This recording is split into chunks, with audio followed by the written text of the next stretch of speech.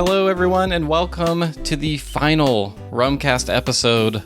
Not ever. I held you in suspense just there. Not ever, but the final episode of 2021. We made it. John, we made it.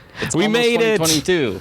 Awesome, Thank right? goodness. Yeah, oh, yes. Well, what a year. It's been quite a year, and we did this last year. We did a little year in review episode at the end to kind of run back through our favorites, not only just some looking back, reflecting on the podcast, but also talking about the fun stuff, our favorite rums that we tried of the year. We put together some categories and stuff like that. So I know we're going to get to that in a little bit, but before we do that, you've got some fun kind of stats and a little surprise, I think, to share, not only with the listeners, but with me as well. I'm nervous about this. Well, yeah. What's up over there? I can't wait to share the surprise. But before we get to that, as you said, I think maybe a little year in review statistics might be fun for listeners and for us to kind of look back on this year with all that had happened and all that we did and kind of put a little bow on it, you might say.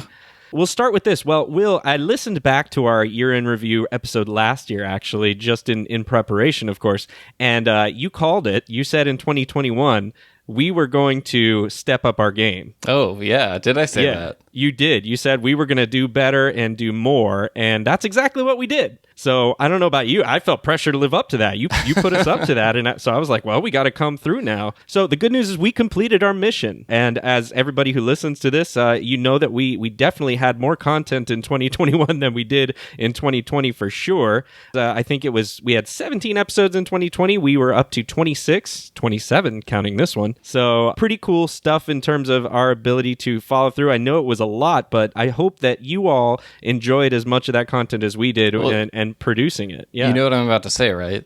Oh no! I think we might need to not only step it up, but I say like double that in 2022. I don't know. I may be getting ahead of myself, but I think it would be fun. That is a tall order, sir. And we would need a lot of help to do that. So we will have to seek said help if we're going to get to that goal, because that is a lofty goal there, sir. Hey, I've got high standards. What can I say? I believe in us, John. I don't know about you, but I do.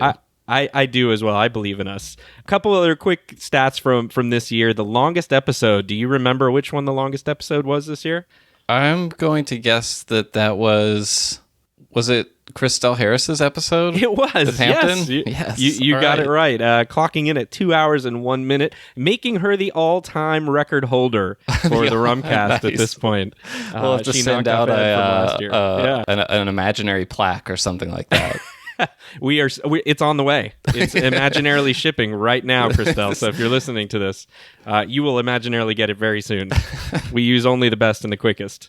Total time. So we had those 26 episodes, not counting this one. So I'm not going to count this one. But total time spent on the Rumcast in 2021.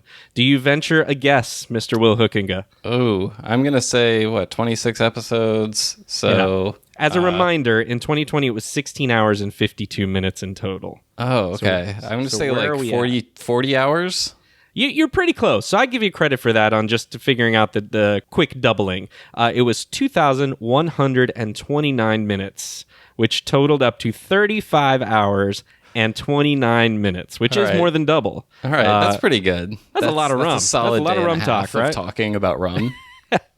Probably the most exciting thing for us and to share with you all is that in doing so, I think we also found bigger audiences, which is awesome for rum, I think, considering this is just a rum-specific podcast. Yeah. To see that we're now at over 3,000 per month on average in terms of listeners. So going back to last year, we were at about 1,000 per month. Yeah. So tripling an audience is pretty awesome. And I know we did get some feedback last year that people liked hearing about where their listeners are or where listeners are. So I have a little bit of data on that to share too. Okay. So we'll talk about biggest areas or countries. Of course, the U.S. is still going to be number one. We're predominantly about 2/3 of our audience is the U.S., but the U.K. did come in at number 2 with a strong performance, and on Australia in number 3. Australia at number 3. Wow. Yes.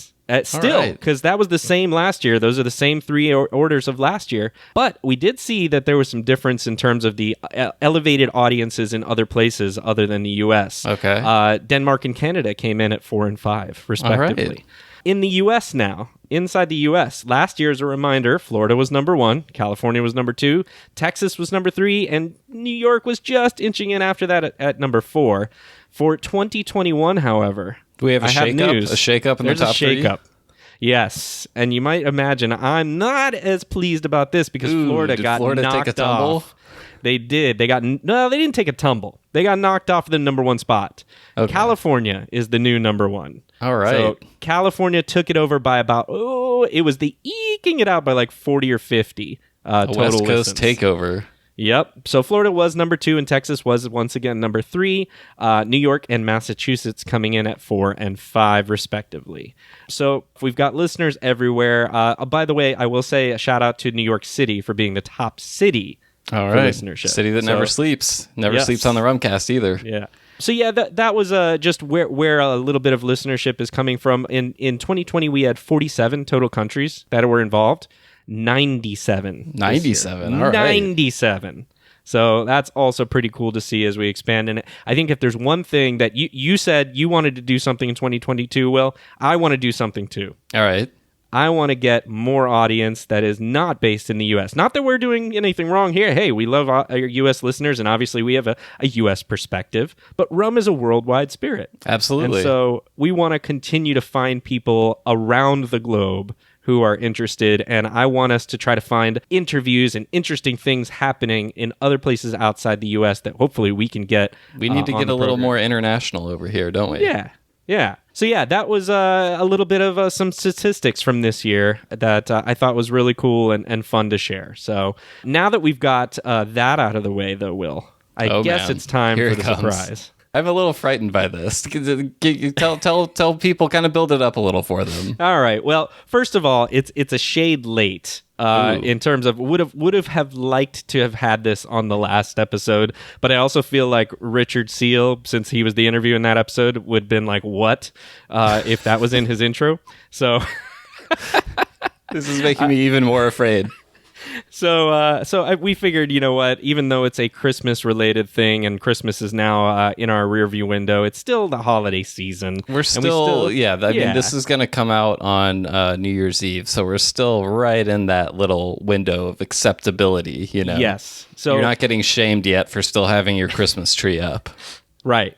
So last year we did the rapid fire supercut, which was fun, but I wanted to shake it up this year and just do something completely and totally different. All right. So I called upon my previous life skills of doing some musical recordings, and I don't know if our audience knows this about you necessarily, that you have this musical past. The less they know, the better. Well, you're about to know a whole lot about it, apparently, because you've chosen to put your skills on display for everyone all around the world. All those 97 countries you just mentioned, you're about to get on stage with the bright spotlight shining down on you, just sweating in front of everyone. I'm not one to shy away from a spotlight, Will. That's not a problem for me. But what is a problem is this was more of what I would call a fun project than trying to really make it sound super great. So hopefully people don't judge too hard on the vocal performance here.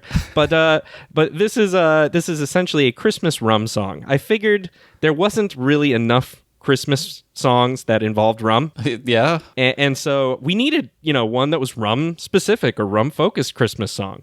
So this is my take on the 12 Days of Christmas, but the 12 Days of a Rum Christmas. Is this as long as the usual 12 Days of Christmas is? Every single beat, Will. Every single one. Because I haven't shared this with you before, but 12 Days of Christmas might not only be my least favorite Christmas song, but it might be my least favorite overall song of all time. When it comes on, when the holidays are in full swing and that song comes on shuffle on the playlist or whatever radio station I'm going, it's like an instant skip. So maybe this can be the version that wins me over to the 12 Days of Christmas. If there was ever a version that would be more endearing to you, Will, it's this version. So I will give you that. That said, undoubtedly it is annoying because that's just part of the song. You're really setting the expectations high for this. I figure people will listen to this once and then be done with it. Okay. All right. Well, I'm with that ringing endorsement. I'm glad that we're sticking it right on the front of our episode here. Let's do it. And get their opinions afterwards. How about that? We let them be the judge. I'm holding my breath. Let's go. Alrighty, here we go.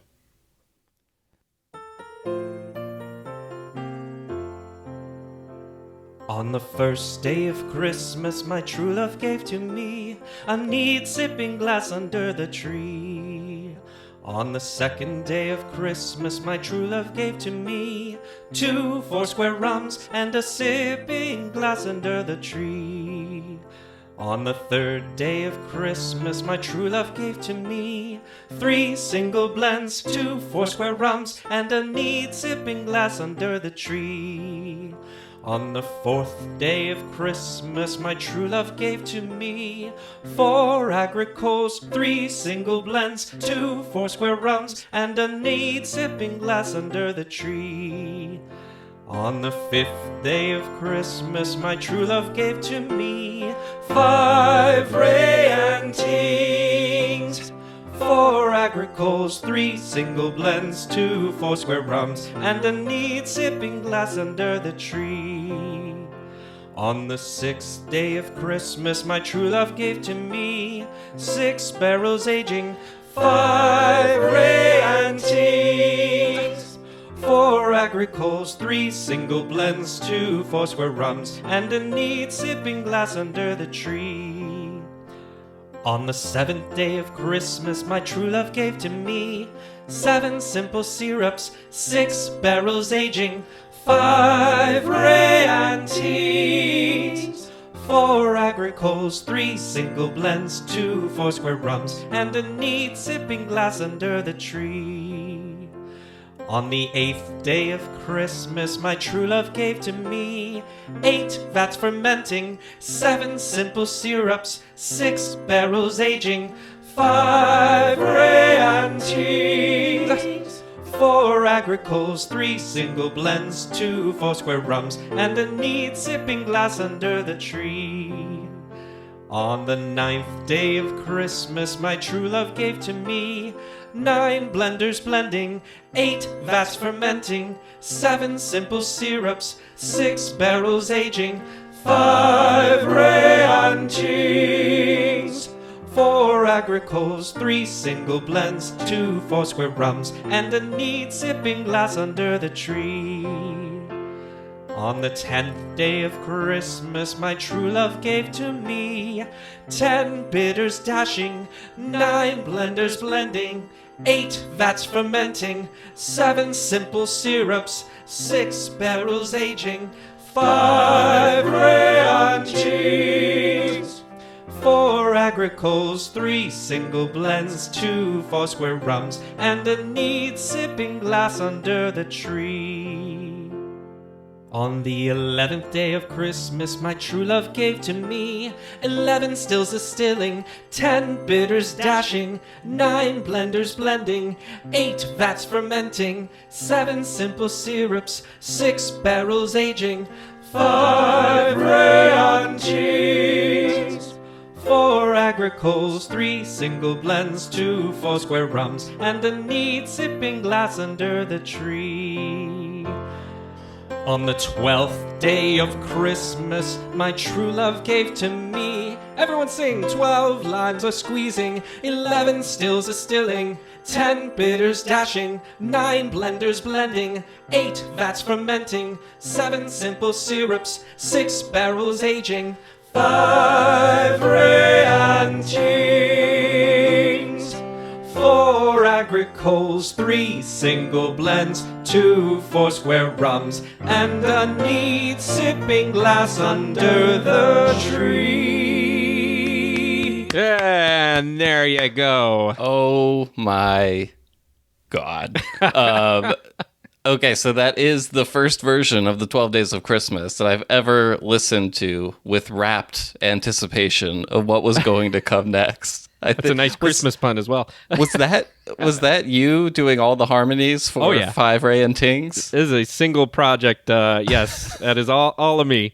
I loved it. I full think commitment. every time you got to simple syrups, the pronunciation of that made me laugh every single time. I don't even know. What did I do? Did I syrups? It was just very much, when most people say it, they're like syrup, and it was very syrup, I think it was nice. It was a nice touch. I liked it. Yeah, it just, it made me chuckle a little bit. Hopefully it made a lot of people chuckle, and it was fun to do, and my brain works in mysterious ways, and I could not get that out of my head. Which one did you think of first? Oh, gosh, that's a great question. The one that set me off from it being just like something that was like a funny thing to like I need to actually do this was Agricoles, because four Agricoles just worked, and then I had some other stuff, and then 2 Foursquare Rums just worked as well. So at that point, I was committed. The tab that your true love ran up, by the way, between all that stuff. It is true. That's a special someone if you find that person out there that's going to give you all that. That's right. Also, did you drink all 5 of the Ray and Tings at once? Right before I recorded it. Okay. Oh, speaking of statistics, by the way, do you have total number of tracks recorded for that? How many vocal tracks? See, so I think I did probably about 9. 6 or 7? 9. Yeah, 8 or 9. Wow, you're like Freddie Mercury over here. That was it, the wall of sound. That's exactly what I was doing. Yeah, no, it was a fun project to do. And like I said, hopefully people will listen to it once or twice and laugh and be done with it. Because, yeah, it does. After hearing it the 19th time now, I'm ready to put that away. Well, it was certainly an enjoyable experience for me. You won me back over temporarily, at least, to the 12 Days of Christmas. So that was my secret goal. Mission accomplished in that regard. Well, with all that said, should we get on to our favorite rums of 2021? Hell yeah, it was a fun thing to do, and I enjoy looking back and going through all the experiences this year in the guise of talking about all of our rums that we loved this year. So yeah, let's get on to it and let people hear what our favorites were. I'm looking forward to hearing other people's opinions on our takes this year as well. Yeah, absolutely. Me too. Let's get to it. All right, it's finally that time. It's the time for us to talk about our favorite rums of 2021. You could say it's the final countdown. Nice. Let's get the licensing for that song so we can overlay it right there. If I just like hum it, would that be a royalty? It might. I can do, or are we going to get charged for that, you think? I don't know. The algorithms might pick that up. Best to avoid it. Oh, good point. Okay, we'll have to bleep that out. So what we're doing here is we have mutually agreed upon some categories that we wanted to look back through this year, 2021, and figure out what were our standouts, I guess you would say, in our opinion, in our subjective viewpoint, you might say. And it's important for us to remind listeners and everybody that this is not any way us trying to say these are the best and should be the best. It's really just what we think, in our opinion, we enjoyed or were some way we remembered from this year. I try to think of it as like when I look back at the year in these categories, what are the rums that I think I'm most going to remember or associate with this year? And obviously there's some measure of subjective quality in there. I think all of these rums are fantastic, and I might prefer them to other rums I had this year. But yeah, it's really more of a, man, when I think about this year, these were some of my favorite rums that I had in these various categories. Did you have any difficulties putting this list together this year, or was it pretty easy for you for the most part? I think most of these actually I kind of settled pretty quickly on what I thought. But yeah, some of them I had to noodle on a little bit more. I think things like overall rum, the best aged rum categories, or not best, favorite. Yeah. Sorry. Well, let's go ahead and list so everyone knows. Maybe we have some people who didn't listen to last year's. So we are running back the same categories, I think. Yeah. Our categories are unaged rum, lightly aged, which is we're determining as 4 years or less. That's just our own way of thinking about it. Yeah. And then aged rum category, which would be 4 years or more. We then have a new to me category, which would mean it's something that may be existing for a while, but that we didn't get a chance to get to until 2021. Then there's a value pick, a value rum pick, a most surprising. And then, of course, the coup de grace, the overall winner, or well, it's not a winner, the overall favorite rum of 2021 for us. So those are our rum categories. And then, of course, not to be outdone, we have our podcast favorites as well. So our favorite few interview, podcast categories. Yeah, most surprising and some other things. So, all right. So now that we've set this up, we should also mention, of course, that Will, your picks, I don't know them. And Right. you don't know mine. So last year was a crazy year where we ended up picking the same overall favorite of the year. Yep. I am hoping and praying that you did not pick mine this year, because I spent a year frustrated and upset that you picked mine in I know. 2020. So Every time we spoke, it was awkward for the entire year, all because of that.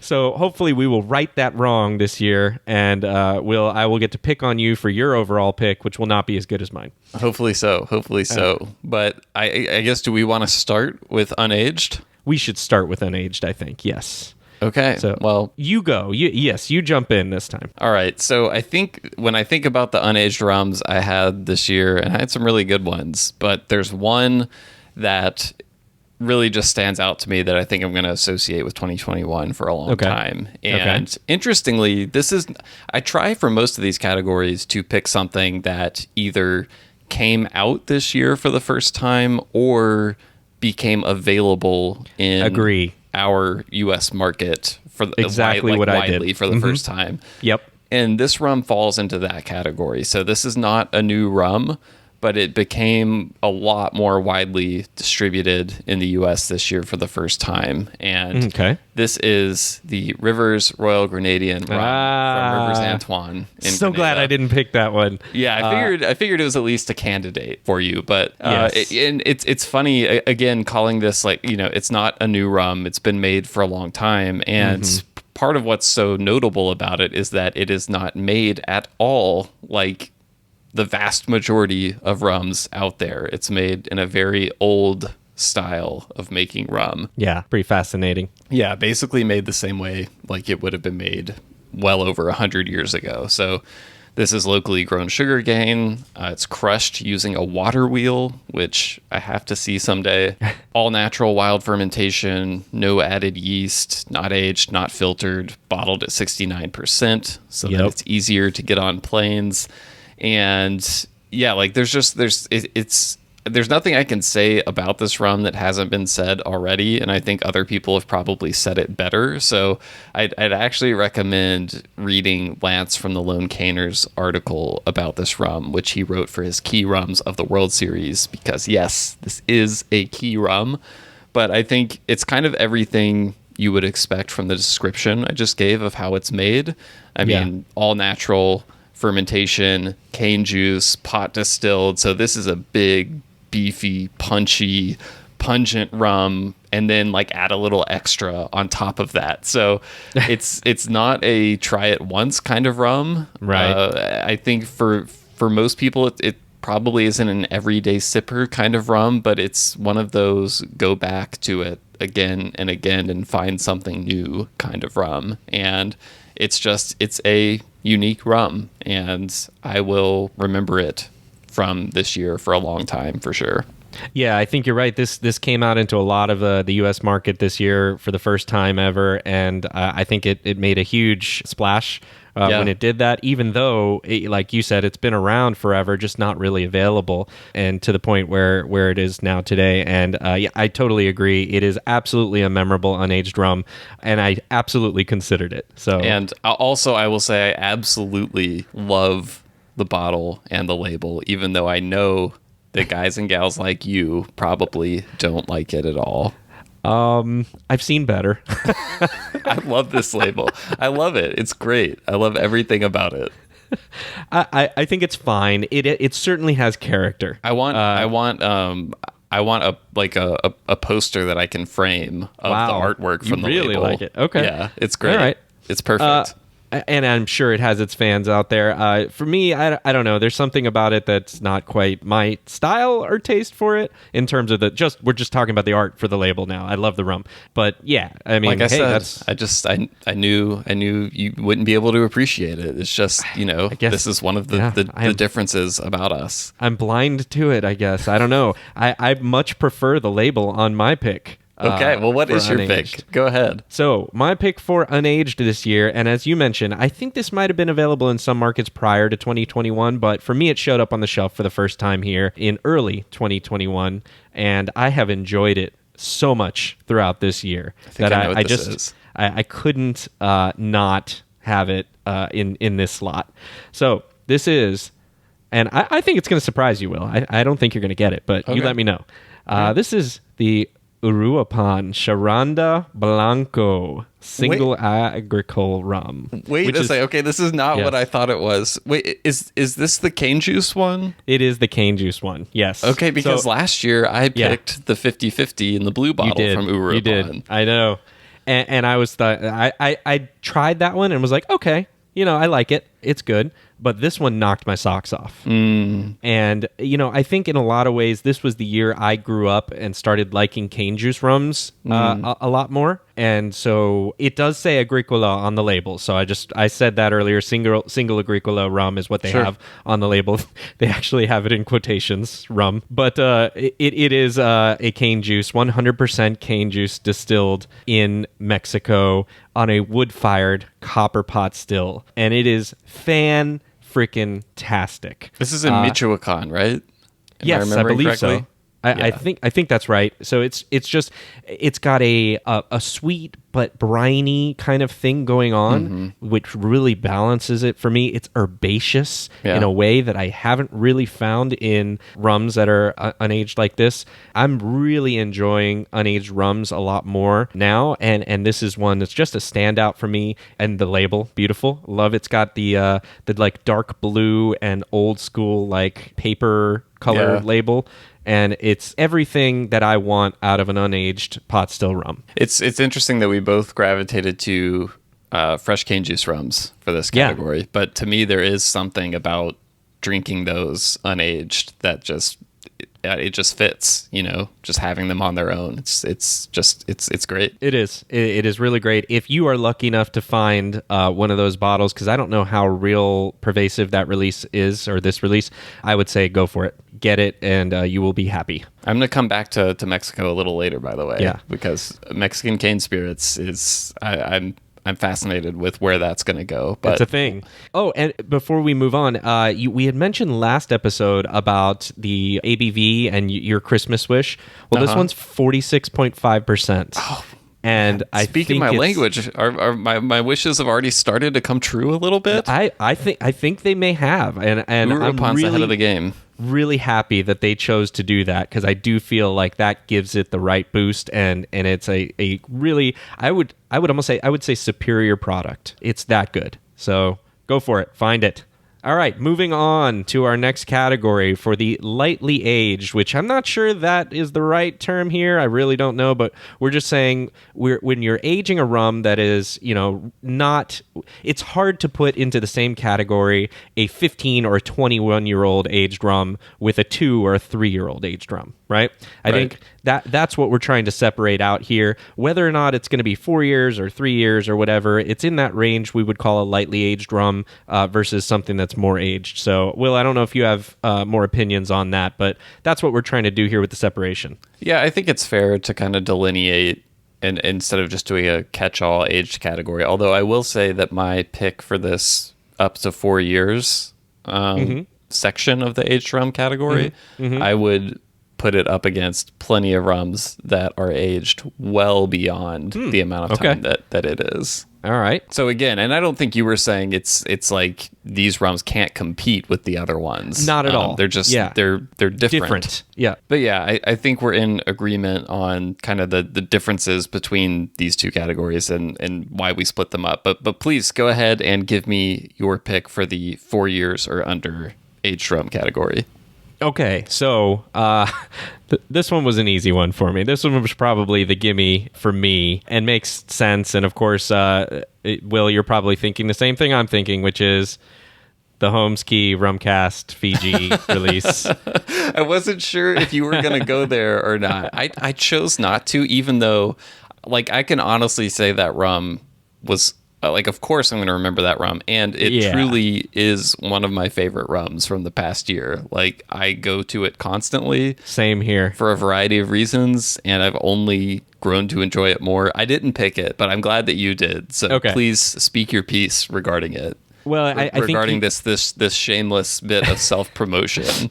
Well, I mean, let's make sure people know. Look, we're not receiving anything off of this. We were involved in the in getting it out there to people because we believed in it so much, but we don't get any kickbacks or anything. That's true. So I want to make sure people know that I'm not throwing this out there because there's some sort of incentive tied to us, because there really isn't. The thing I wanted to say, which you've already said, is how quickly I've gone through this one. Yeah. I don't go through a lot of bottles very quickly. I don't drink a whole lot. I end up opening a lot of bottles because I like to explore, but they kind of stay around a long time because I only pour neat pours every so often, and we have so much rum in my house that I never go back to the same bottles very often.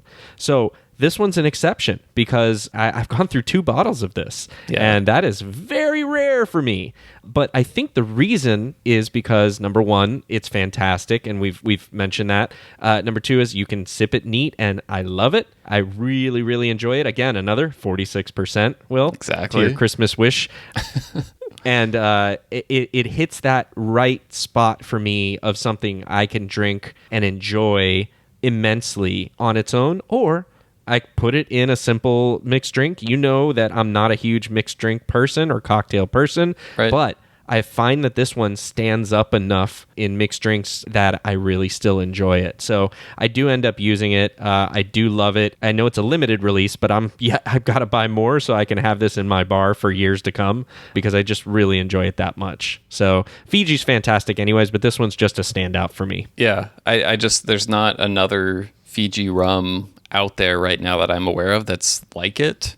And it's just it's so versatile and so delicious. So I can't fault you. I mean, if you haven't somehow you've been listening to this podcast and haven't found that bottle, you really should try to find it. I think or find somebody who may have already bought it and get a taste of it, because it is a fantastic rum, and I think every Rumcast listener hopefully will be able to experience it if you haven't already very soon. So, all right, Will, moving on to your lightly aged 4 years or less rum. What do you got?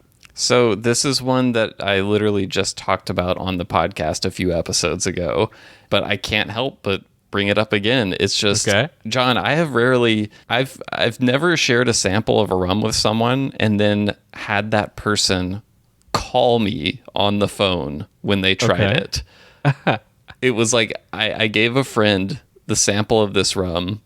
We went our separate ways, and a few days later, out of the blue, he called me. John, how often do you get unprompted phone calls from people in this day and age? You know, it just doesn't happen. Texts usually, maybe. Usually you'll text and say like, hey, can I talk to you or whatever? And listen, this is my buddy Andrew. I'm not mad that he called me out of the blue. I loved it. It was great because it happens so rarely. But to receive an unprompted phone call from a sample that was so good and so different and interesting that he had to call me and tell me about it. How did he start that call? Was it like with an expletive or? Well, the thing was, I didn't answer the first call because I was in the middle of doing something. So then he texted me and mentioned the sample. And so, then we called back and connected. Exactly. But anyway, I won't build this up any further. This is the Nissan single barrel release that I mentioned a few episodes back. It's a barrel selected by Ed Hamilton.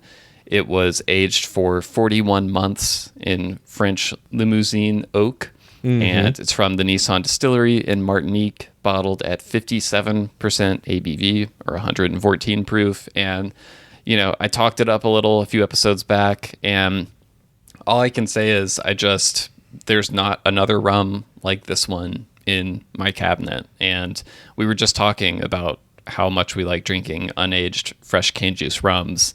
And I think a frequent criticism of some aged fresh cane juice rums is that sometimes the barrel ends up kind of dominating a lot of those youthful cane juice characteristics. And right. I said it before, I'll say it again. This one to me just like perfectly marries them together. And if you can find one of these bottles, you should grab it because they are fantastic. Again, like I was saying, I would put this rum against rums that are aged much, much longer, which is why I try to reiterate a lot that like age is only a number and it's not a linear scale of quality. So I enjoyed this rum just as much as much older rums that I've had throughout the year. So well done, Nissan. Well done, Ed Hamilton, for picking this barrel. It's a great one. All right, so we're moving on to our next category, which is our aged 4 years or more. And Will, you're going to start us off with this one, right? Yeah, and I'm glad that I get to go first on this one because I feel like I might have stolen your pick. No, you better not. No, I don't know if you had the gall to go double self-plug with this category because you plugged the Fiji Rum Rumcast collaboration with the lightly aged category. I did. This one that I'm picking actually has your name on the bottle. So I don't know if that gives it away or not. But it gives it away for me, but I did not pick that. This is the Worthy Park WPM Mark single barrel that was selected by Florida Rum Society. I believe your name is on the sticker on the bottle. Jay Cocarulo, former guest, Jay Cocarulo's name is on there. And I think Brock from Sarasota Liquor Locker. That's correct. Whom I've never met, but who I've heard about from many people. His name is on there as well, but also one John Gulla. And I did not pick this to try to gas you up or to give you extra credit or anything like that. I picked it because it really is just a phenomenal longer aged rum. 13 years old. Like I said, it's all the Worthy Park medium mark, which is a really hard thing to find. It's pretty rare to find bottlings that are 100% WPM.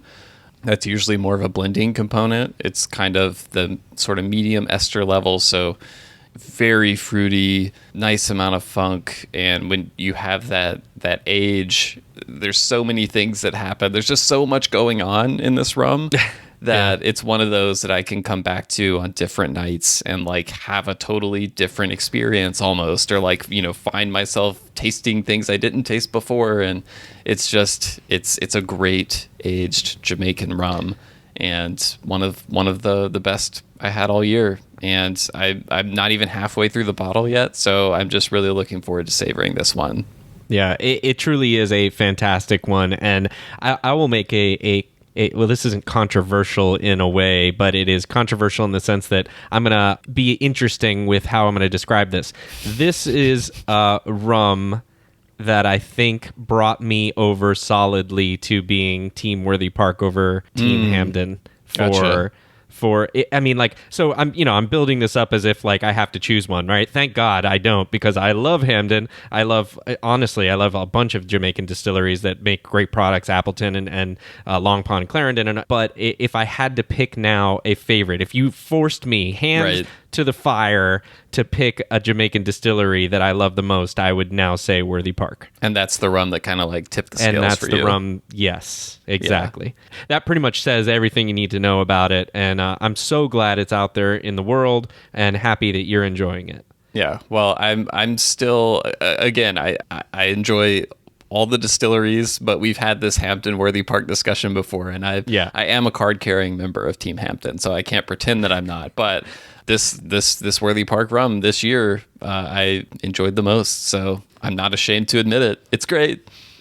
All right, so I'll give you my aged 4 years or more pick here, and I will start by saying this is the last time I will be picking a bottle from this brand this year. Okay. Happened to be in two categories back to back, but I waffled because I didn't really like the idea of doing 2 Holmes Key releases in a row, only because I like to be diverse, not because they don't deserve it. Of course they do. And frankly, I came back to it because I was like, no, as much as I want to avoid that, it deserves it. Which one? That's my only question. Which one? Because I had some fantastic Holmes Key aged rums there's a lot out there. I'm going with the Holmes Key Mauritius 2005. Okay. That's actually one that I haven't gotten to yet.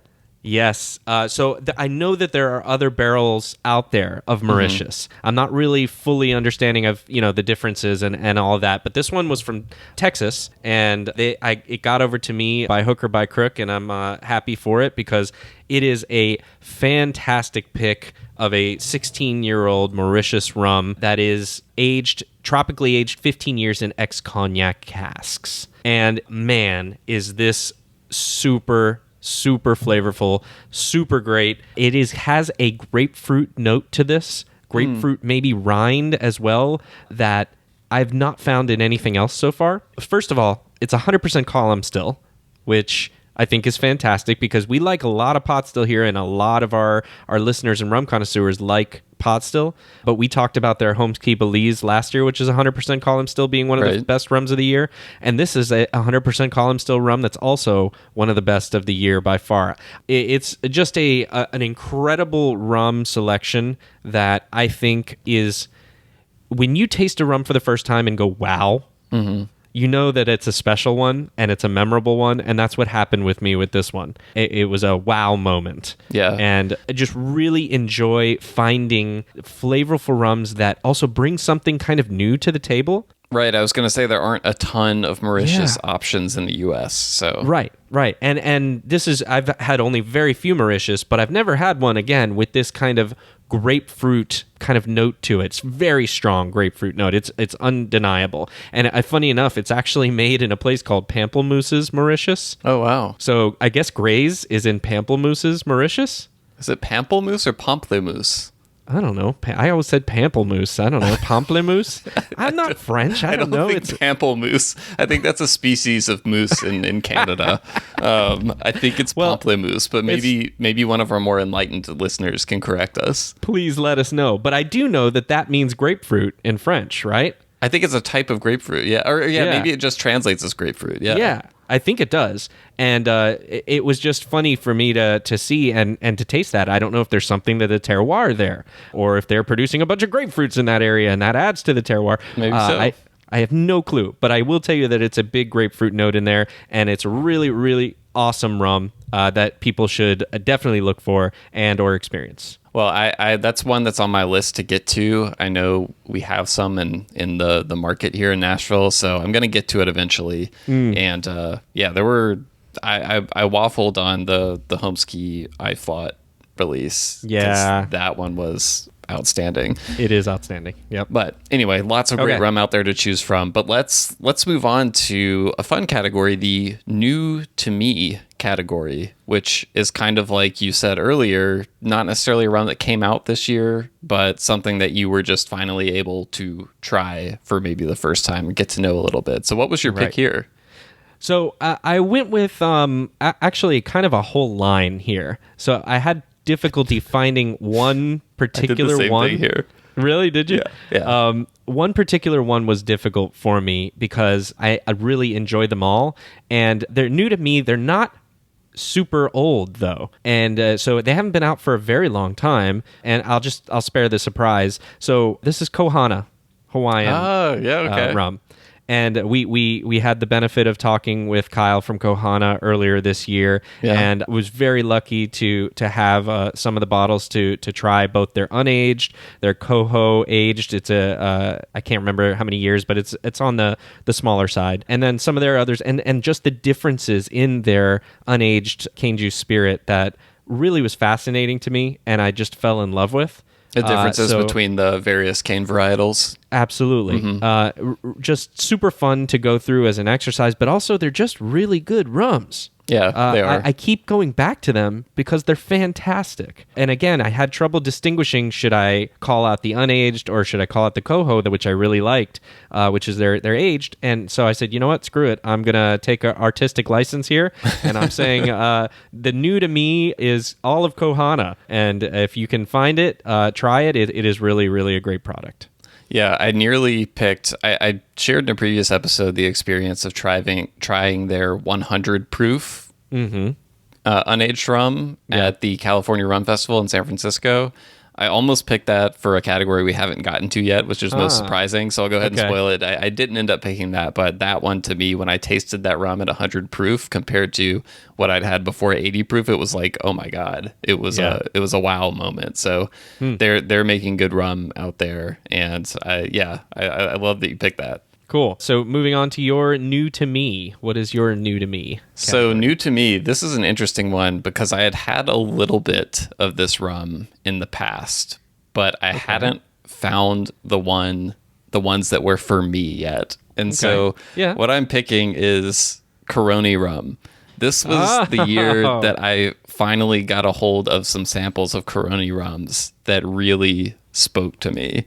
And like I said, I'd had a couple in the past, but neither of them really knocked my socks off. Like, I got to experience that sort of freshly paved asphalt burning tires kind of thing that comes up a lot with Carony. Yeah. But not a whole lot about them popped for me. And so there were three in particular. And the interesting thing I noticed about these is they were all distilled in 1996. And I should note, like, kind of all these Carony Rums that I've tried before, they came from various Velier releases. So they came from essentially the large stock of barrels that Velier purchased around the time that the distillery closed. And, you know, they've been bottling those and dripping them out ever since. And the way it gets talked about a lot is, obviously this is very rare rum because the distillery is closed. They're not making more of it. Right. What's out there is out there. But I think that also creates the perception that, like, all of those releases are similar. And that really, it hasn't been the case in my experience. Like, there's a lot of diversity in terms of rums distilled from different years, from different stills at the distillery. And I've had wildly different experiences, like from trying one of those Velier releases to the other, which is kind of makes it fun in some ways and makes it super inconvenient in others because, like I was saying, they're all like really limited. They're all really expensive. And I've had the good fortune of having generous people send me various samples of these. But again, the three that I tried this year, all distilled in 1996. So I don't know if there's something about that year, but one of them was aged 21 years and the other two were aged 23 years. And I'll put in the show notes like the specific bottles that they were. But when I had these, they just blew me away in terms of how complex they were. How enjoyable they were. I think my impression of Carony before this was as this thing that like is extremely challenging and like an acquired taste. Yeah. And these three rums had some of that influence I was talking about that Carony is kind of known for, but it was really tempered with all kinds of like delicious notes. There's one of these, I can't remember which one it was, but like I wrote down, it reminded me of these molasses cookies that my mom used to make when I was a kid. I had to text her and get the recipe for them again because I had had them in like over 20 years probably. Yeah. And so I think my point in all this is don't judge what you think of Carony off just one sample, because I'm finding that there's like a really wide degree of variance between what you might experience. And again, it's hard to come into contact with these. You have to kind of go out of your way to try them. So if you've had a not so great experience, don't totally give up. I mean, maybe it's not for you. I mean, you don't have to force it down your throat, but there's still hope that you might find one out there for you. I think that's good for me to hear. You and I have talked about this in the past where I've said I haven't had that good experience with Carony and the Carony. However it's pronounced. Carony? I've heard both. Carony? Carony? I've heard both. Tomato? The two or three I think now that I've tried have all not been for me. But you're right. I'm kind of at the point where I'm like, yeah, tried that and know what that's about. I've talked to plenty of people who just don't like Carony Rum, which is fine. But yeah, I think it's good for us to be reminded that that distillery and many others can have a wide variance of what they're doing. So lumping them all together isn't necessarily always going to be the right thing or the same, or cause us to think about it in certain ways. Totally. I think it's interesting as we move into now the new category of the value category. I think I'm so excited about this. I love talking about value rums. You do, I know, and I struggle with this because I don't think I see it quite in the same way as you, and I think that'll be evident in the pick that I'm about to make. So after thinking about it, there's a few that I considered that I think are great rums, but then I always kind of come back to like... Can we establish then what we mean by a value rum? Like, how did you look at this category? Well, so that's part of the challenge. Okay. It's when I think value rum, oftentimes I'm thinking just what's the sticker price versus the quality of the rum. Mm-hmm. But then there's like, I can consider some rums that are well above $50 or even $100 as still a value. A value for what they bring. And so that's the part that kind of makes it difficult for me. And I think we probably talked about this in last year's episode when we did this as well. But it's also that kind of a challenge for me of like, we talked about this earlier and in past episodes of like, a 40% rum is good. But it's not like super great, and as we mentioned, I don't do a whole lot of mixing, so I would call out something like the Don Q7 is pretty fantastic and a fantastic price, and I considered it for this category. But ultimately, here's what I went with, and I went in a different direction, which is the Chairman's Reserve picks for value. Are you talking about Master Selection? Correct. The Master Selection series. Yes. And what I think the value is here is I think, number one, there's a ton of them out there. There's a lot of them different out there, but it also speaks to the versatility, as you mentioned in your previous pick, of the distillery and what they're able to produce on the amount of different stills that they have and the amount of different things. And being able to get those component parts on their own and be able to explore them in that way is, I think, fantastic. I'm glad it exists, and it can be a great value. I'll point out the Florida Rum Society pick really quick, just because I had a hand in picking that one as well, which was the column still pick. It was, I think, 57% ABV, and I think it's $50. Wow, and is it that low? Yeah. So to me, that is a steal. It's an absolute steal for what you get. The quality of that rum is fantastic. Hold on a second. I'm having to fact check you because you can fact check me all you want. I have to make sure that you didn't hustle me, because I purchased a bottle of this rum and it's still at your house. It is. I haven't gotten it yet. I have it unopened for you. Which I'm looking forward to. But I remember sending you some money for this, and I remember it being more than $50. So I'm trying to. If you've got a little side hustle going on here where I'm being charged a little bit of I would have been smart if I did that. I don't think I premium. did. I am looking it up right now as well, just to make sure and see. 55 is what I'm seeing. Okay. $55. Oh, and you know why? It's because I think when you pre-ordered it, it was a $5 discount. So that's why it was $50 initially. So it's 55 now is what I have it for at Jensen's Liquors here in Miami. Well, that is a great price for. Again, I haven't had that rum yet, but I'm pretty sure I'm going to like it because I love the Master Selection rums. Yeah. And for the ABV for what you're getting there, that's a fantastic price. It really is. It's a phenomenal St. Lucia rum, and you could do. I mean, I haven't had a bad one yet. Yeah. So it's a great way to explore rum, and I think at a value. One of my favorite rums I had all year was I got a neat pour of one of Smuggler's Cove Master Selection picks when I was at Smuggler's Cove. Yeah. And it was just so good. I didn't want to pick it because I just had that one single serving of it, So I tried to stick with stuff that I had a little bit more than just one taste of, but right. Yeah. So where are you at with your value pick? Okay, here? So I picked something from the same distillery, and I've said I don't know if I said it on the podcast, but I've told people before that my favorite thing from everything St. Lucia Distillers puts out are the Master Selection picks. But I wanted to pick. They also, started. I think it became available a little bit before 2021, but it definitely became more widely available in 2021. Mm-hmm. And it's something that I think it's not a small batch release. Like it's out there. It's kind of like a consistent, always made the same type release.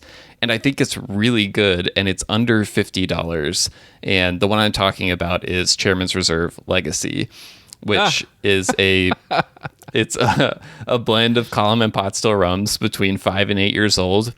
Part of the blend comes from the fresh cane juice rum that they make at St. Lucia Distillers, in which I feel like really gives it that little bit of something different that you don't get from a lot of their other rums. Except I do think the 1931 has some of that in it as well. I love the 1931. Yeah. Well, here's the thing is, so this one is bottled at 43% ABV, which, as I said in our last episode, I'd love to see it go up to 46. But I think maybe 1931 is at 46, but this rum is usually around $45, so it's a little bit cheaper than the Master Selection, and it might be easier to find than a Master Selection pick depending on where you live. So I view it as a little bit more of like an everyday rum, lower proof. You can just knock it back, easy to drink, but still a nice bit of complexity to it. It's kind of like in that sort of, somewhere around the Appleton 12-year sort of vein for me in terms of like its use case.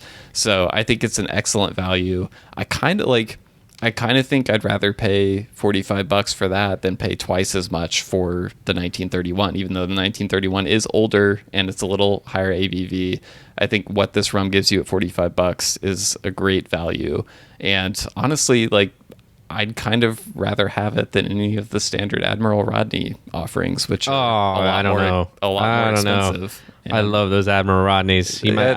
They don't do as much for me. I haven't tried the Legacy yet, so I'll have to try it soon. But no, those Admiral Rodneys there's something about those Admiral Rodneys. Maybe it's just the bottle. I don't know. I think it is.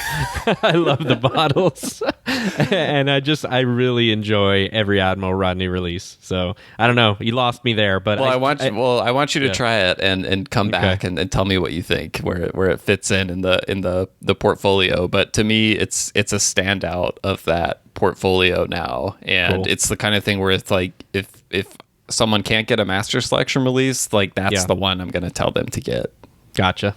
Well, on that note, we've got a couple more rum categories. So let's get into most surprising rum of the year. I'll go ahead and get this one out because it's a rum that I have brought up on the podcast many times. But the thing that was, there's different kinds of surprising rums. There's I tried this and it was like, I'd never had anything like it, or it was like completely different from what I was expecting. This is a different kind of surprise.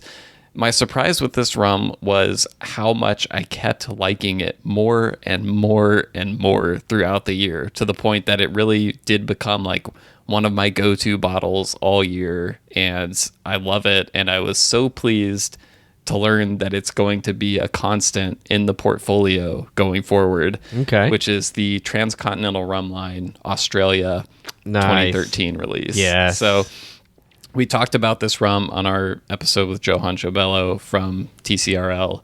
It's a 6-year-old rum, 4 years in oak in Australia, then 2 years in cognac barrels in Europe, I believe. And it's just, there's something about this rum. I just kept going back to it, and my enjoyment of it grew every time. Like the first time I had it, I was like, oh, this is good. Like I'm satisfied with this purchase. And I think it was like $55, something like that. It's 48% ABV.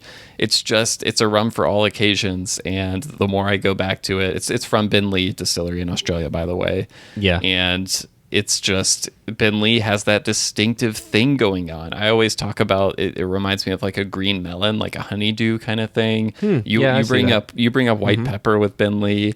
Yep. But yeah, I was surprised by just how much I ended up liking this rum as I got closer and closer to the bottom of the bottle. I'm right there with you on this one, and I did consider this as for this category. I'm glad I went elsewhere. Nice. But I did, because I enjoy it the same as you, and I've found my enjoyment has grown over time with it. I'm insanely jealous seeing the posts on social media of the new Ben Lee Vellier releases. Which I'm sure must be amazing, and I would hope that at some point, maybe in 2022, we can find a way to get some of that over here. It really is a great product, and I have that same bottle in my house, and I love it. Yep. It won't be my last one. So what about you? What was your pick for this? So I sort of copped out here, I think. To your point, all my other picks I've really spent time with, and this one I haven't. But it also really, when I thought about what was the most surprising rum I tried this year, I really do think it was this one, and that is the Foursquare High Ester. I thought that might be where you were going with that. I'd be lying if I said I didn't consider it for this category. So please continue. I mean, it is. I'm so glad and thankful that we were able to experience it. It does have all the marks of what you would consider a high ester rum to be if you've had high ester rum before, and yet, as you mentioned, Will, it's distinctly Foursquare and it's its own thing. And so that is surprising in and of itself. And then it was just surprising that they would do that. Yeah, I'm curious as I talk to more people who have been able to try this rum, because I haven't had that many, face-to-face conversations with people who have had it, but I'm going to be curious to hear if people agree that they feel like it's distinctively Foursquare, or if that's just, you and me who think that. I mean, I'm sure we're not alone, but I don't know if it'll be a universal agreement on that or not. But yeah. So to balance that cop out, I do want to include for this category that although I wouldn't say it was most surprising in a way, I also wanted to include talking about Foursquare's Redoubtable release. Because when I mentioned this in the podcast, I don't remember what episode, it was a while ago, where I said I was not going to buy it because I have like 10 bottles of Foursquare at this point, and they're all fantastic. And do I need more Foursquare? And, once I thought I was out, they pulled me back in, and I ended up purchasing it. And gosh darn it if I didn't absolutely thank myself for doing that. my bottle's almost gone. I've reached that stage with it where like I don't want to finish it, because I want some to have around as a reference, but I also want to keep drinking it. So yeah. So, the most surprising thing was how much I actually enjoyed Redoubtable, knowing that, I'm thinking, well, I've had so much Foursquare at this point. I know what to expect from Foursquare, and yet, bam, this one hit me just in a beautiful spot where I loved it that much and kept enjoying it. Do you think that is owed to the Madeira cask influence in that one? If I had to guess, I would say yes. I would say that the slight variations of Foursquare style is what is most enjoyable when you're exploring them. There's that, Nobiliary last year, which I still have on my shelf, I enjoyed, but I wouldn't count it as one of my top. I know other people are think I'm crazy because they love it, but there's been these other Foursquares that I'm like, okay, I think that one's actually only ex-bourbon cask now that I'm thinking about it. So it's not that much different. So maybe it is what you're saying, Will. It's that I like exploring Foursquare, like a riff on Foursquare. It's as if you're playing the guitar and you're playing this riff that you love, but you do one note different.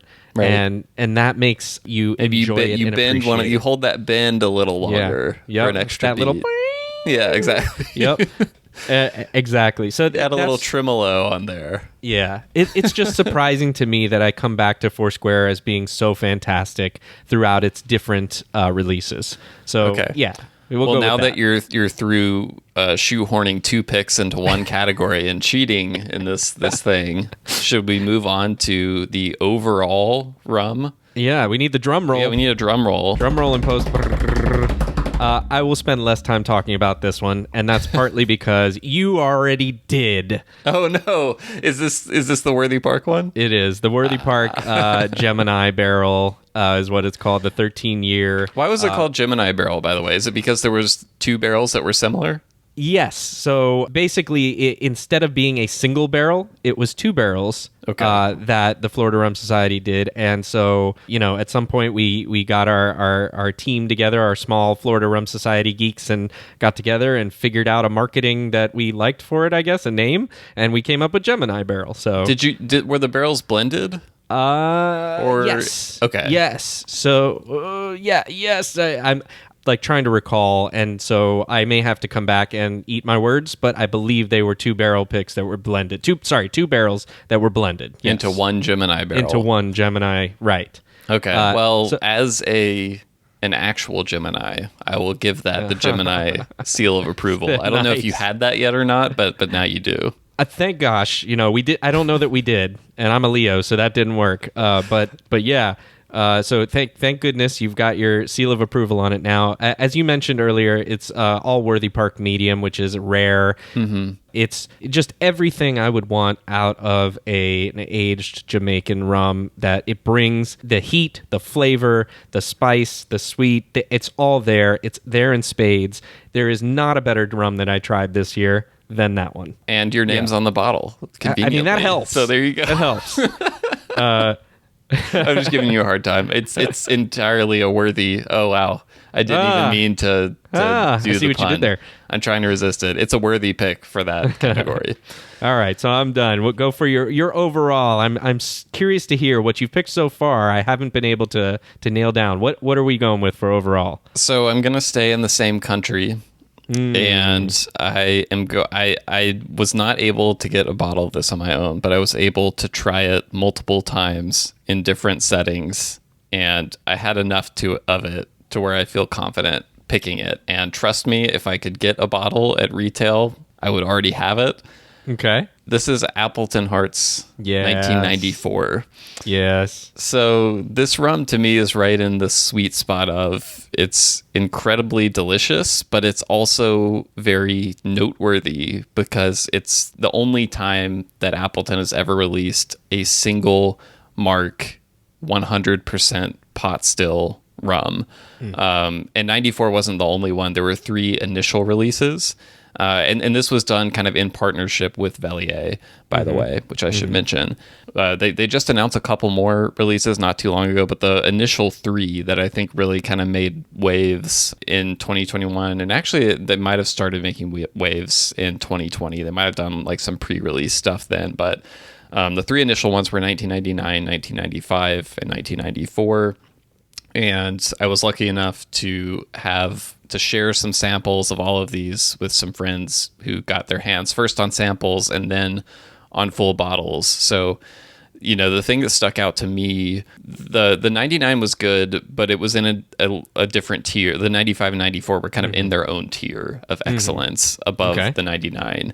And if I spent more time, you know, if I had my own bottles of the 95 and 94, I could probably come up with a clearer winner, but I enjoyed them so much that it's essentially a coin flip, but I feel like I enjoyed the 94 a little bit more. But the 94 was a 26-year-old rum, and yeah, just the times I was able to try those were some of my favorite tasting sessions of the year. And it's the kind of thing where it's pretty rare that I'll pay more than $150 for one bottle of rum. It's just not something I do very often. But these rum, I believe the retail prices on the 94 and 95 were a little north of $200, at least in a few places at one point.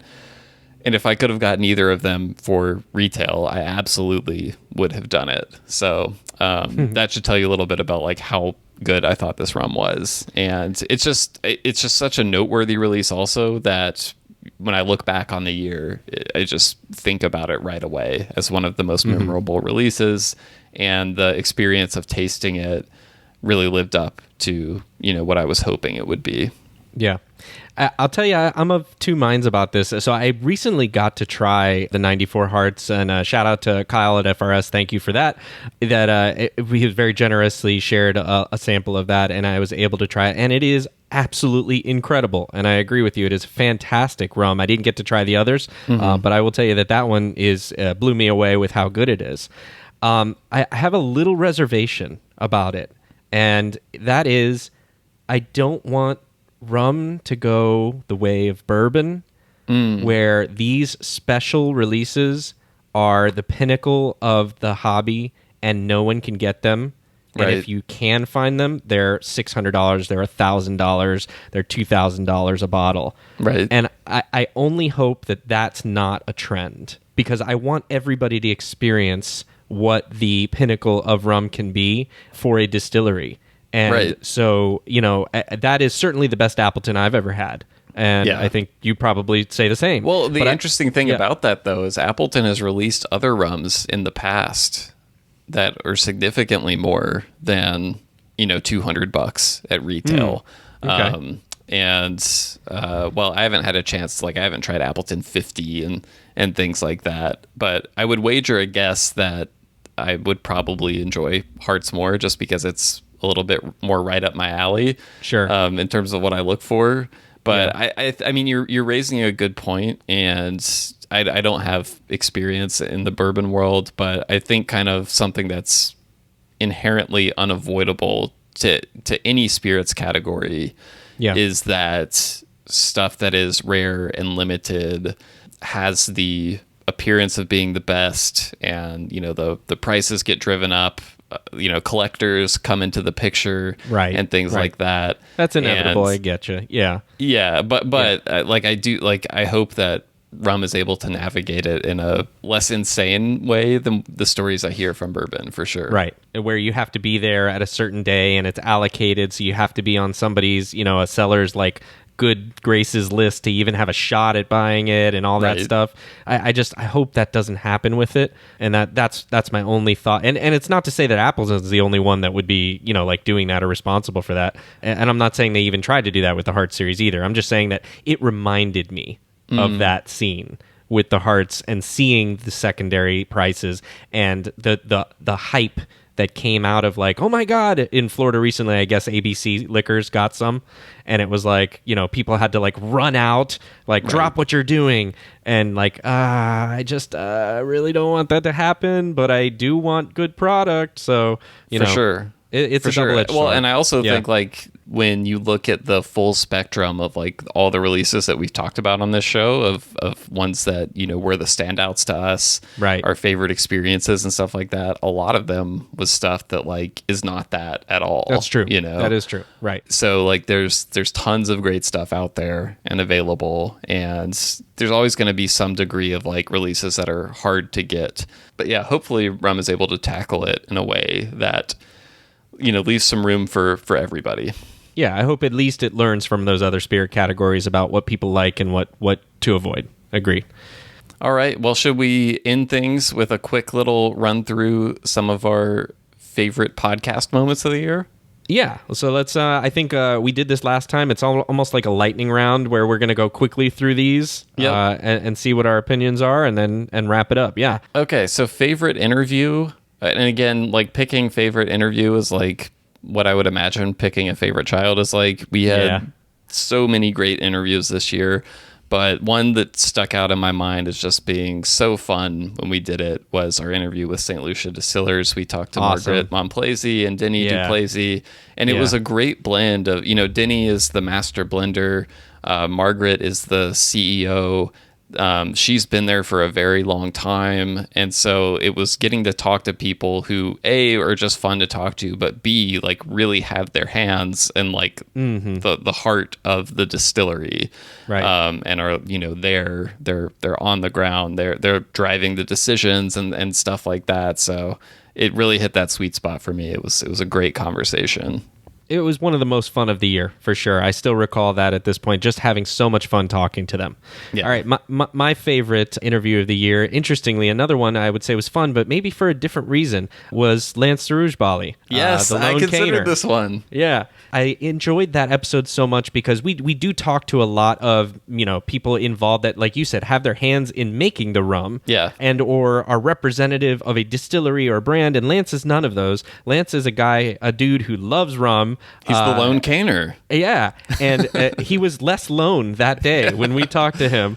And I hope we get a chance to talk to him again in the future, because I really think he has a way of talking about things or expressing himself, both in word and I thought in verbal when we talked to him. He's just an interesting person to talk to, has good insights, and I think really is just a person who brings something to the conversation in a fun way. Yeah, I mean, also way. Just his breadth of rum drinking experience, I would say dwarfs both of ours. Yeah. He's so knowledgeable, and he has a real joy with rum that I pick up so much in his writing, and you pick it up talking to him in person. So I mean, we've been messaging with Lance, pretty frequently, and we're always, talking about, we got to find ways to get you back on the show. So we'll have to do that. We will in 2022. More Lance, more Lone Caner. More Lone Caner. Yes.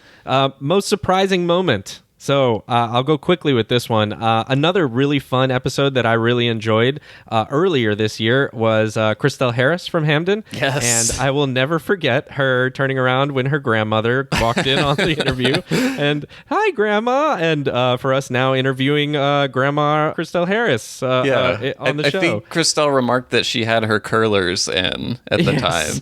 That was definitely a moment that I considered as well. I mean, I think that interview was like 2 hours. So anytime there's an interview that long, like it was a good conversation, and that was a great one. For me, for most surprising, it wasn't a single moment that I picked, but one of the most surprising interviews to me all year was this is what I hinted at earlier. It was our conversation with Francisco Terrazas from Paranubes. I was pretty blind to the sheer breadth of and history of cane juice spirits in Mexico until we did that interview, and just realizing that there's so much more to that category in both what's out there and how far back the history goes. It really opened my eyes. So that was a surprising interview. All right, moving on now. Most want to interview in the future. Have you thought about this, Will, enough? I have. So to close it out, someone I'd really like to interview at some point. This ties into another one of my earlier selections, but I want to talk to someone who had direct involvement or, firsthand knowledge and experience of the Carony distillery in its heyday. Okay. Yeah. Because that would be fascinating. Yeah. I haven't heard a lot of firsthand accounts about, what the distillery was like, what making the rum was like, and I'd love to talk to someone. So if you're out there, if you're listening and you have Carony experience, email us at host@rumcast.com, please. Or if you know someone who does and you would recommend that person we need to try to get a hold of, let us know. Okay, my most want to interview, following along the same lines of a concept, I really want to try to find those distilleries that we can shine a light on across the world that are making rum that is starting to find its way to the surface, but maybe haven't been largely or well known yet. So I'll give you an example of one, Takamaka from the Seychelles. Oh, yeah. I know that they've recently released a La Maison Vellier release, I believe.